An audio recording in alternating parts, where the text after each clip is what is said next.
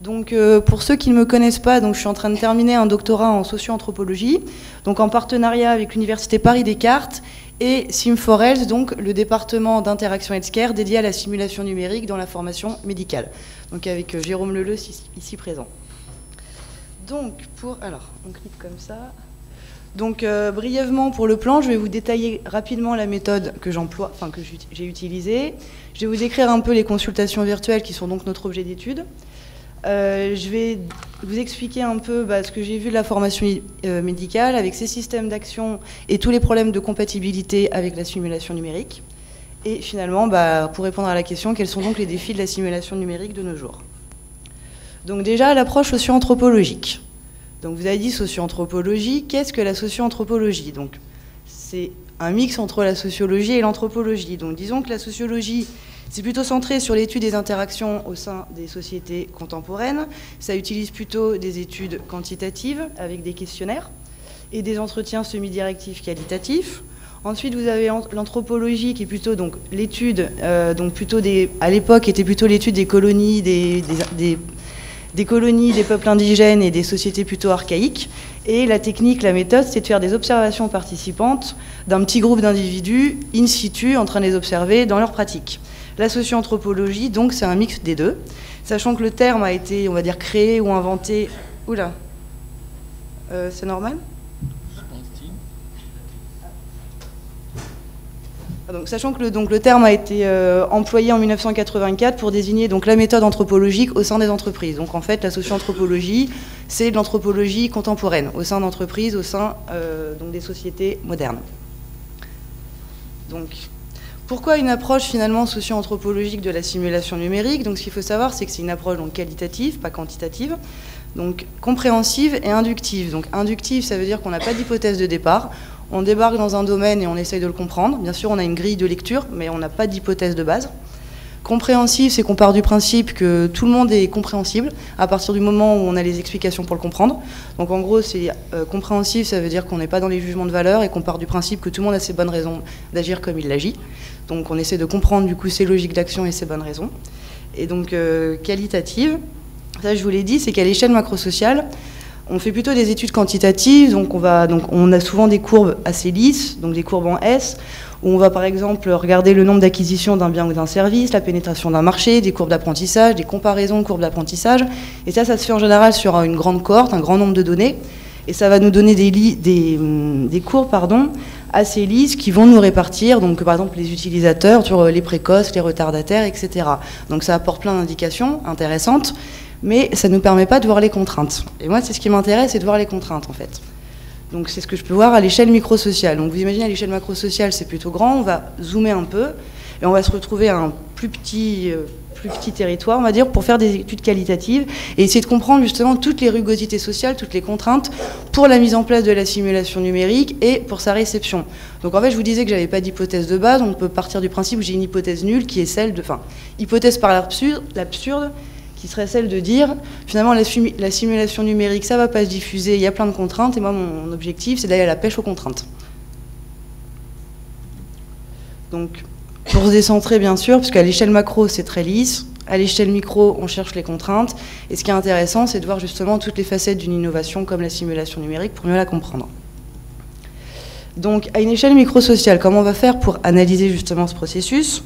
Donc, on part du principe que le processus de diffusion, il se fait en 3 étapes. Déjà, il y a l'invention, qui est la création. Donc là, on va voir vraiment toute la symbolique, tout l'imaginaire de l'inventeur, tous les désirs, tous les enjeux du commanditaire. Donc c'est tout ce qui est le jeu hors contrainte. C'est tous les désirs, les inventions, la créativité des individus. Mais ensuite, il faut le créer, cet objet. Donc pour le créer, bien sûr, il va y avoir des rugosités sociales, c'est un travail pluridisciplinaire. Donc là, ce qui va m'intéresser, c'est toutes les interactions entre les individus, donc les développeurs, les graphistes, les animateurs 3D, les chefs de projet, les professionnels de santé, enfin toutes les personnes qui vont interagir dans sa mise en place et comprendre toutes les rugosités pour le mettre en place, pour ensuite effectivement s'intéresser à l'usage. Donc l'usage, mais là l'usage, ça va être encore un autre itinéraire, c'est l'itinéraire d'acquisition, parce que on part du principe que peut-être qu'un médecin ou un enseignant, un étudiant, il sera très intéressé, il sera motivé à utiliser la simulation numérique, mais s'il n'a pas le temps, pas les moyens et pas l'argent, pas l'accès, il ne va pas l'utiliser. C'est pour ça qu'on focalise en anthropologie plus sur les contraintes Par exemple, les psychologues vont plus focaliser sur la motivation. Nous, la motivation, pour nous, c'est pas assez explicatif, parce que, comme je le disais, s'il n'a pas les moyens d'y accéder, il le fera pas, bien qu'il soit motivé. Donc, c'est une démarche par contrainte. Donc, dans les deux premières, tout ce qui est invention et donc pour l'observation du processus de diffusion, on va faire de l'observation participante. Donc, c'est comme vous connaissez tous Claude Lévi-Strauss, qui part dans ses tribus d'indigènes, qui va habiter avec eux, vivre avec eux, travailler avec eux, pour essayer de comprendre leur logique d'action et comprendre justement comment ça se passe à l'intérieur. Donc ça, c'est ce qu'on appelle donc l'observation participante, qui est la méthode de base de l'anthropologie. Donc c'est l'observation donc de l'innovation qui est en cours, en train de se faire. Ensuite, en ce qui concerne la réception, en général, on fait des entretiens semi-directifs et on va observer les utilisateurs finaux en train d'utiliser l'objet, mais on va bien sûr les interroger sur tout l'itinéraire d'acquisition jusqu'à ce qu'ils utilisent l'objet.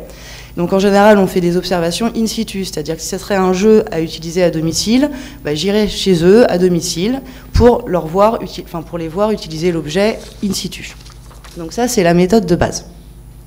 Donc moi maintenant, qu'est-ce que j'ai fait ? Donc ce que vous avez bien compris, c'est que l'anthropologie, on se balade un peu sur des projets, on va récupérer des données, et à la fin, ça nous fait une sorte de grosse grille comparative. Mais tous ces terrains, ils sont un peu à la volée. C'est pas comme des études quantitatives où on va bien expliquer au début l'hypothèse, le nombre de personnes qu'on veut inclure, etc. Là, c'est inductif, on arrive, on se balade, et on prend plein d'objets qu'on compare après. Donc, j'ai fait donc des observations participantes, des entretiens, donc lors d'événements, lors de tests utilisateurs, en les accompagnant au maximum avec des techniques audiovisuelles, donc beaucoup la vidéo un maximum. Donc dans la mise en place et dans la réception de projets de simulation numérique, et plus précisément les consultations virtuelles. Donc j'ai observé des formations, des projets pour des formations initiales, donc pour des étudiants, des projets de formation continue, et j'ai pu également observer, donc un peu plus discrètement on va dire, donc des cas d'urgence du Kremlin Bicêtre fait par Antonia Blanier. Donc, ce qui m'a permis, donc j'ai pu en tout interroger 20 étudiants, 18 médecins qui ont été rédacteurs de cas cliniques. Après, c'est un peu compliqué de donner un chiffre exact de personnes interviewées, parce que c'est lors de congrès, je vais parler avec des gens, Donc, grosso modo, il y a 20 étudiants, 18 médecins fixés, mais après, il y a toutes les équipes pour mettre en place le projet, il y a tous les visiteurs de congrès, il y a tous les chefs de projet, enfin, tous les gens autour que j'ai quand même pu interviewer. Donc, ils sont un peu plus difficiles à intégrer dans l'échantillon, on va dire. Mais ce qu'il faut retenir, c'est que j'ai été impliquée dans des projets de formation initiale, des formations continues, et un petit peu dans tout ce qui est l'urgence. Donc, la problématique, finalement, ce que je voulais comprendre, c'était les usages des consultations virtuelles, donc pour l'apprentissage initial comme continu des professionnels de santé. Donc, si je reformule, donc, comme je vous l'ai expliqué, donc, anthropologiquement parlant, je recherche des contraintes. Donc, ce que je vais vouloir comprendre, c'est quelles sont les contraintes au processus de diffusion. Pourquoi les contraintes ? Parce qu'en trouvant les contraintes, je vais pouvoir trouver des leviers d'action et des axes d'amélioration, en fonction de ce que j'aurais trouvé, donc les prioriser, etc. Donc finalement, les questions que je me pose, c'était quelles étaient les rugosités sociales pour la mise en place des consultations virtuelles, quelles sont les contraintes matérielles, sociales comme symboliques pour leur utilisation, quelles sont les perspectives d'usage aussi des consultations virtuelles par les étudiants et les enseignants, parce qu'en formation continue, c'est déjà très au point. Pour les étudiants, c'est encore très émergent. Donc on ne peut pas dire qu'ils les utilisent encore, c'est encore en émergence. Donc comment ils se voient l'utiliser, quels sont les freins qu'on aurait identifiés donc, à ces usages, et finalement, quelles sont les modalités d'usage en fonction des contraintes qu'on a identifiées sur le terrain. Sachant que les contraintes, c'est celles qui vont nous dire, c'est aussi celles qu'on voit, ça va être les contraintes de diffusion, mais ça va être aussi les contraintes des enseignants ou des médecins pour comprendre comment la simulation numérique pourrait pallier à ces contraintes. Donc je ne sais pas si je suis claire, mais en gros, moi je vais vraiment à la pêche aux contraintes dans tous les sens du terme. Donc, je vais quand même vous parler un peu des consultations virtuelles, parce que je ne sais pas si tout le monde... Donc, les consultations virtuelles, c'est un type de simulation numérique. Donc, c'est entre le serious game et l'outil de simulation, pardon. Donc là, c'est une consultation virtuelle qui montre donc une interface graphique avec un avatar, un patient virtuel. Donc c'est entre le serious game santé et les outils de simulation. Un serious game, qu'est-ce que c'est ? Donc déjà, ce qu'il faut savoir, c'est qu'un jeu, ça répond à 4 principes. Un gameplay, une interactivité, un challenge, donc des niveaux de difficulté, un objectif explicite qui est celui de progresser. Un serious game, c'est un objectif en plus qui est implicite, qui est celui d'apprendre, parce qu'on peut progresser sans forcément apprendre, donc en fonction des jeux. Donc un serious game, ça a donc un objectif implicite qui est l'apprentissage. La simulation numérique, c'est un genre de gameplay. Donc autrement dit, pour un gamer, pour quelqu'un du domaine du jeu, La simulation numérique, ça sera un genre de gameplay qui permettra d'apprendre. Ensuite, pour un professionnel de santé, la simulation numérique, c'est un outil de simulation, santé parmi tant d'autres, enfin parmi d'autres. Donc il y a la simulation mannequin haute et basse fidélité, qui est plutôt pour les gestes techniques, l'apprentissage donc de gestes techniques, à faire des ponctions lombaires, des piqûres, des points de suture, etc. Il y a aussi la simulation humaine avec des comédiens, donc là c'est plus pour l'apprentissage du relationnel, apprendre à faire des annonces de diagnostic, etc. Et au milieu de tout ça, on va dire, il y a les consultations virtuelles, on va les positionner juste après. Donc pour que vous voyez un peu plus clair sur les consultations virtuelles, j'ai mis quelques exemples d'interface. Donc là, voilà, il y a un exemple. Donc là, les tris, c'était un sujet sur la dépression, c'est pour ça. Donc vous avez un avatar. Donc nous, on est à la place du médecin, donc on est sur le bureau. Il y a un avatar qui est là. Vous voyez que, donc je vous donne un autre exemple de consultation. Donc vous avez sur la droite le dossier médical des annexes. Donc là, si on va dans le dossier médical, on clique sur le dossier médical, on arrive là. Donc on va pouvoir, le participant va pouvoir explorer le dossier médical, un peu comme dans la vraie vie. Donc regarder ses antécédents familiaux, les motifs de la consultation, ses modes de vie, les traitements en cours, etc., etc., pour finalement ensuite faire un examen clinique. Donc là, il y a une autre interface où on va pouvoir le voir donc en position, donc en petite tenue, en allongé, en assis, enfin en différentes positions. Donc là, on va pouvoir lui faire différents examens comme prise de température, du pouls, du rythme cardiaque, enfin tout ce que vous connaissez, vous médecins, sur l'examen clinique. Donc là, il y a de la vidéo, il y a des images, bon, je vous montrerai peut-être un peu plus après. Ensuite, une fois qu'il a fini donc, de regarder le dossier médical, qu'il a fait son examen clinique, il va répondre à des quiz. Donc là, dans la plateforme, ça fait des quiz, mais dans la vraie vie, c'est on fait des prescriptions complémentaires, d'examens complémentaires ou des prescriptions de traitement. Donc en fait, ces quiz, finalement, ça va être, voilà, donc à court terme, quels seraient les objectifs thérapeutiques pour cette patiente? On va lui proposer des traitements, des examens complémentaires, on va lui proposer un suivi. Voilà, et après on va avoir des retours sur ses résultats. Donc finalement, si je résume un peu les étapes d'une formation par consultation virtuelle, donc si je reprends le petit schéma, là vous voyez qu'il y a plusieurs étapes. Je vous ai dit au début, il y a un dialogue avec l'avatar qui vous parle, qui vous explique son problème. Ensuite, on va consulter le dossier médical, ce que je viens de vous montrer, l'examen clinique. Ensuite, on fait des prescriptions d'examens complémentaires et des traitements. Ensuite, on lui dit quand est-ce qu'on veut le revoir pour la prochaine fois, comme dans la vraie vie. Et bien sûr, dans le jeu, il y a une étape en plus qu'il n'y a pas dans la réalité clinique, qui est d'observer de ses propres erreurs. Non pas que les médecins ne peuvent pas regarder aussi, enfin, réadapter leur traitement, mais en général, ils font et... Bon, je m'embrouille un peu peut-être. Mais bon, en tout cas, voilà, ils peuvent avoir un retour sur leurs erreurs. Donc finalement, c'est un apprentissage par essai-erreur. Ils vont prendre un patient virtuel par l'action, par l'exploration libre au sein de l'interface graphique. Et après, ils vont avoir des retours par statistique sur s'ils ont bien fait ou pas, enfin s'ils ont fait la bonne prise en charge thérapeutique, le bon accompagnement. Voilà, donc une phase d'exploration libre et une phase de retour sur ces erreurs. C'est bien à retenir pour la suite en fait. Il y a un cas particulier d'une plateforme qu'on met en place donc, dans le département Sim4Health, qui est la plateforme Patient Genesis qu'on a mis en place avec le professeur Grandry du CHU d'Angers, qui est assez originale, qui est une plateforme de création de cas, c'est-à-dire qu'ils ont une interface qui est ludique et agréable pour remplir finalement leur cas clinique. Donc au lieu que ce soit des cas papier, ça sera je vais vous montrer juste après une petite démo. Oh, pardon.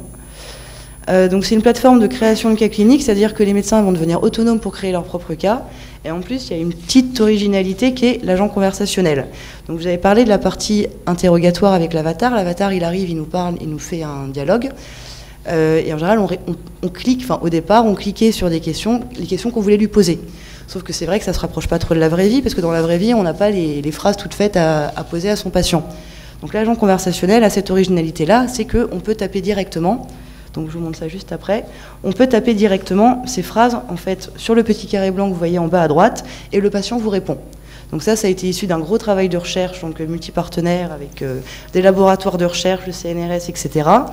En plus assez compliqué pour retranscrire les mots du médecin en mots patients, etc. Donc c'est un travail colossal qui a duré presque 3 ans et qui vient d'aboutir.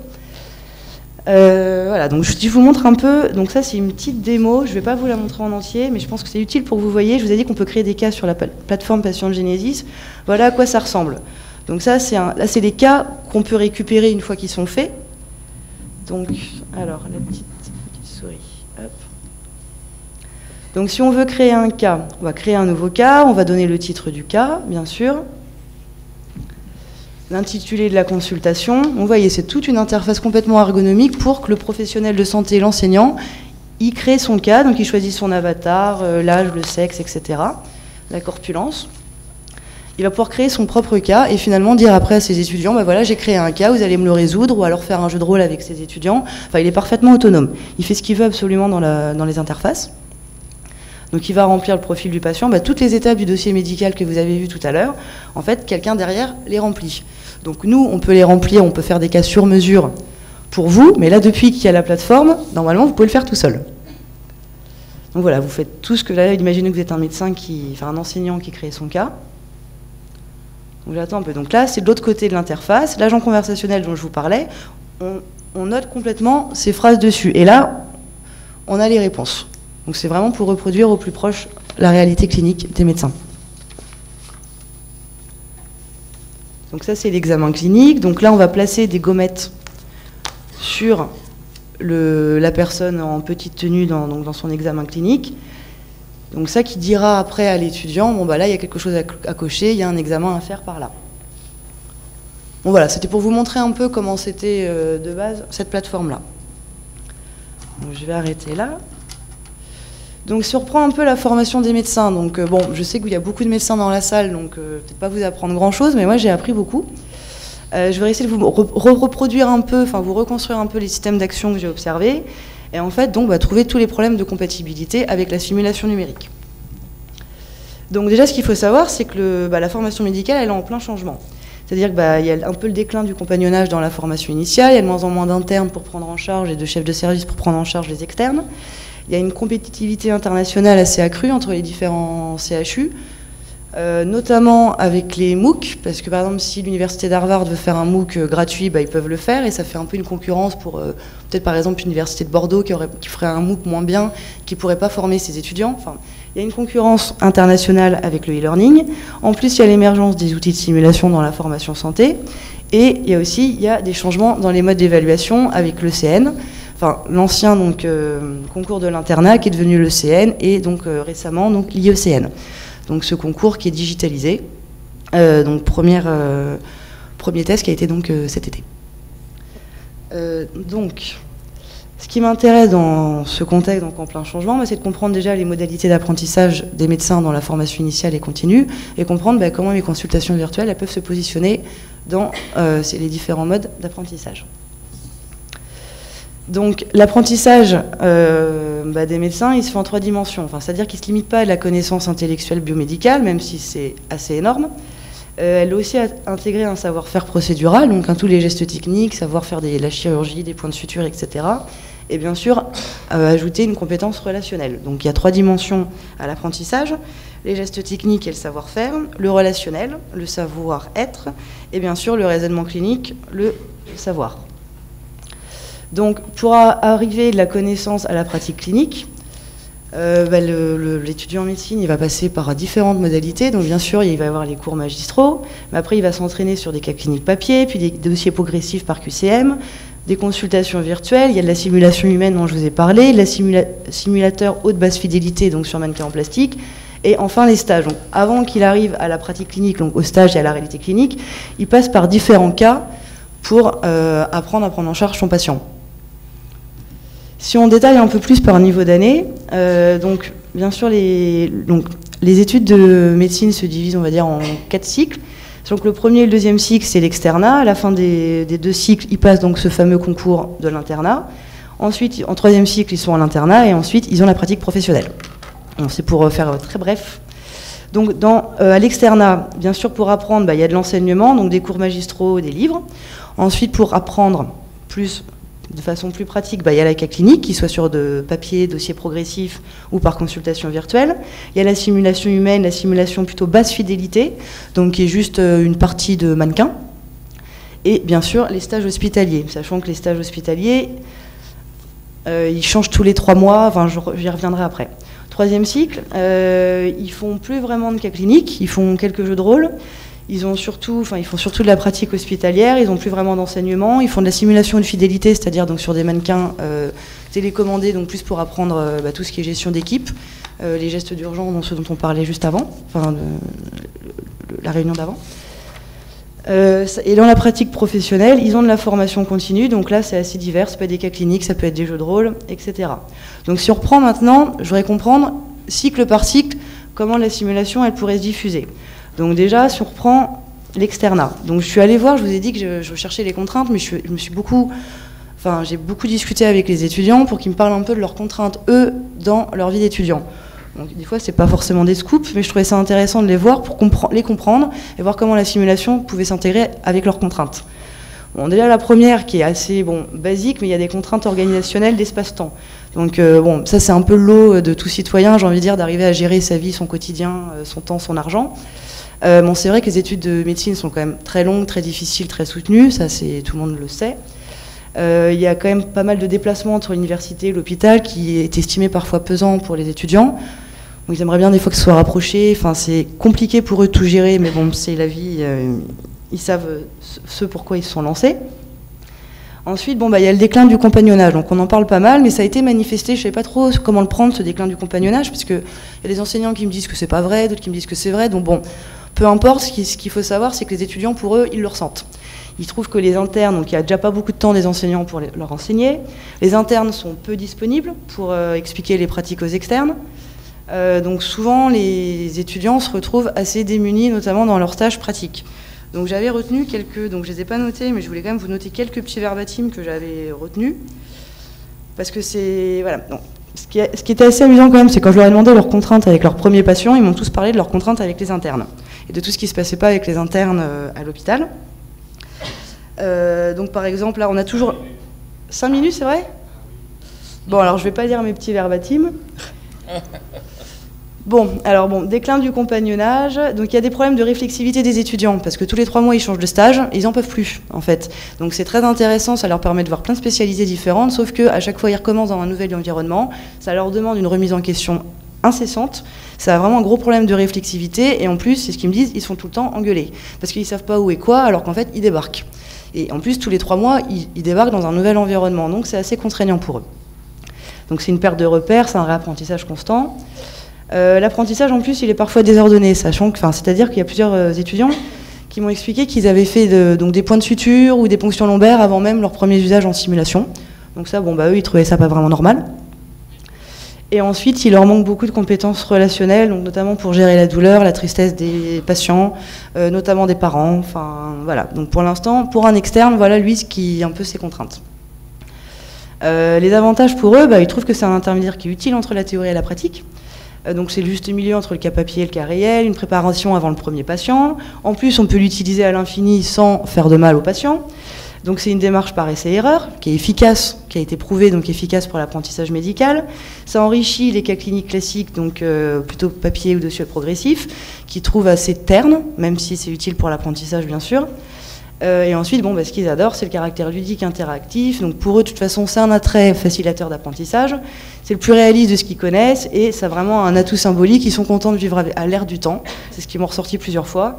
Et voilà, donc avec les jeux vidéo, il faut vivre avec son temps. Donc ils sont plutôt favorables. Le problème quand même, c'est que donc ils ont leurs contraintes, il y a des avantages qui sont estimés. Il y a quand même... disons, c'est pas une contrainte, donc le CN, c'est pas non plus une contrainte, c'est un rite de passage pour passer, bien sûr, à l'internat et sélectionner les meilleurs élèves en fonction de leur classement. Le souci, c'est que le deuxième cycle, ils sont complètement focalisés sur la façon dont ils vont être évalués à la fin du deuxième cycle. Et en fait, ils sont absolument fermés à toute innovation possible. Donc en gros, si on voulait leur faire utiliser des consultations virtuelles, c'est absolument pas possible, à moins d'intégrer des consultations virtuelles dans leur évaluation finale, parce que eux, ils travaillent sur ce sur quoi ils sont évalués.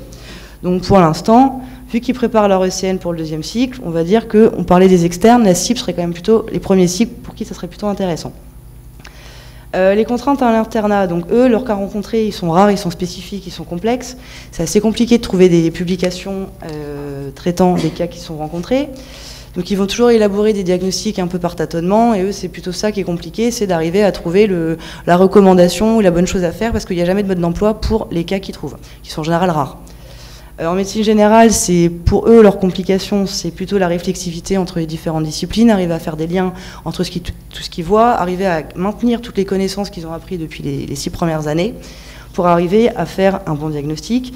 Et bien sûr, c'est l'apprentissage du relationnel, parce qu'une des contraintes, c'est qu'il y en a beaucoup, j'ai pas fait d'études quantitatives, mais c'est quand même ressorti assez souvent, qu'il y a des élèves qui n'aiment pas, qui ont un rejet total de l'hôpital par rapport à leur premier stage, ils ne veulent pas faire hôpital, donc ils vont plutôt vers le libéral, la médecine générale principalement, sauf qu'ils s'aperçoivent à la fin de leur 6e année, c'est qu'ils n'ont aucune compétence relationnelle. Donc finalement, il y a quand même beaucoup de choses à travailler quand même pour les internes, notamment sur le relationnel, parce qu'ils se retrouvent souvent démunis. Et que de toute façon, ils ne sont pas intéressés par l'hôpital, ce qui font un franc rejet. Donc la formation continue des professionnels, c'est complètement différent. Donc en général, c'est fait par des organismes de formation privés. Bon, il y a une implication assez croissante des universités. Mais c'est surtout le privé pour l'instant qui paye ces formations continues. Donc en général, c'est des cas cliniques qui se font sur iPad en collectivité, les soirs et week-ends, donc de façon plutôt conviviale. Donc là, l'enjeu, bien sûr, c'est plus d'apprendre, mais c'est de maintenir des connaissances et de réajuster ces connaissances en fonction des nouvelles recommandations, des nouveaux traitements, etc. Donc les retours sont assez positifs sur les formations par consultation. Caroline, je suis là. Il faut que vous concluiez. Ok, donc formation continue, donc lieu de sociabilité, c'est le moment idéal pour se former, c'est un outil top, tout va bien. La grosse contrainte qu'il faut retenir des formations continues, c'est l'animateur. C'est que bien sûr, on propose une nouvelle pédagogie qui est originale et qui est a priori efficace, sauf qu'il faut aussi former l'animateur. Donc là, je ne vais pas tout vous redire, mais on est censé avoir une exploration libre, puis des échanges entre pairs pour favoriser le dialogue et l'apprentissage. Et finalement, la phase d'exploration libre, souvent, elle est extrêmement guidée. Ça se fait. Il faut revoir la formation de l'animateur, car il va utiliser un peu cette application comme un PowerPoint, alors que ce n'est pas un PowerPoint, il faudrait vraiment l'utiliser à bon escient. Et finalement, c'est dommage, parce que ça pourrait permettre un apprentissage qui n'est pas aussi efficient qu'il pourrait, parce que l'animateur reste un peu sur sa façon d'avant, de former. Donc, il y a plein d'écarts quand même entre l'avatar et la réalité clinique pour pouvoir ressembler au plus proche de la vie réelle, et notamment pour l'apprentissage du relationnel. Donc pour tout ce qui est raisonnement clinique, il n'y a pas de souci. Pour tout ce qui est relationnel, il y a quand même encore des manques et des évolutions à faire. Donc là, pour l'instant, l'avatar, le ton, il est monocorde, il est trop identique, il n'y a pas d'émotion. Soit il y a des silences, soit il parle trop, il n'y a pas de comportement inattendu, comme un patient qui, au dernier moment, poserait une question sur le pas de la porte, etc. Il n'y a pas de travail d'enquête, justement. Donc les médecins qui m'expliquaient que c'est compliqué d'aller trouver la bonne information, quand son patient lui parle ou pas. La prise en charge, donc l'examen clinique, il est assez guidé, orienté. Les QCM, c'est loin de la réalité. Bon, on est quand même assez loin quand même, donc de la réalité, même si on s'y approche de plus en plus. Il y a un manque de données sensorielles comportementales, notamment pour les soins d'urgence. Et l'agent conversationnel, donc la voix de synthèse, elle n'est pas adaptée au relationnel. Bien sûr, c'est des voix encore de synthèse. Par contre, il n'y a aucun souci pour le raisonnement clinique. Donc, on y arrive à cette évolution. On était sur les cas cliniques. Maintenant, on est en train de préparer des nouvelles solutions, donc de simulateurs en 3D temps réel, avec des casques de réalité virtuelle. D'ailleurs, vous pouvez faire une démo à la pause avec nos équipes.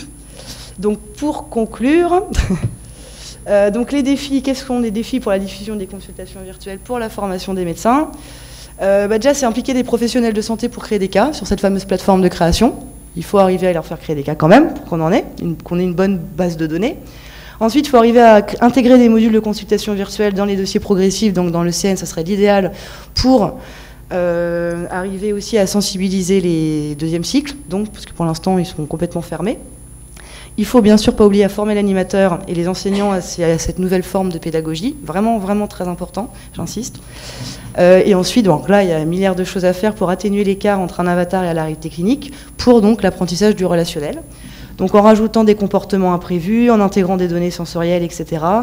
Et une petite attention sur la fin, il faut faire attention quand même à ce que j'ai appelé l'effet attractif du digital, mais pour l'instant c'est nouveau, c'est fun, tout le monde est content. Mais dans 20 ans, les jeunes générations seront complètement habituées aux jeux vidéo depuis tout petit, ils s'attendent à des trucs de fou, et du coup ils vont être un peu déçus. Enfin, entre des jeux d'Ubisoft et des... Bien sûr, c'est pas la même qualité non plus, donc il y a toujours une petite perte. Enfin voilà, attention à la suite. Ok. Bon, merci Caroline. Bon, Pascal m'a confié le micro avec des consignes strictes. Et donc, une question dans la salle. Une seule, avant de passer à la communication suivante. Oui, allez-y.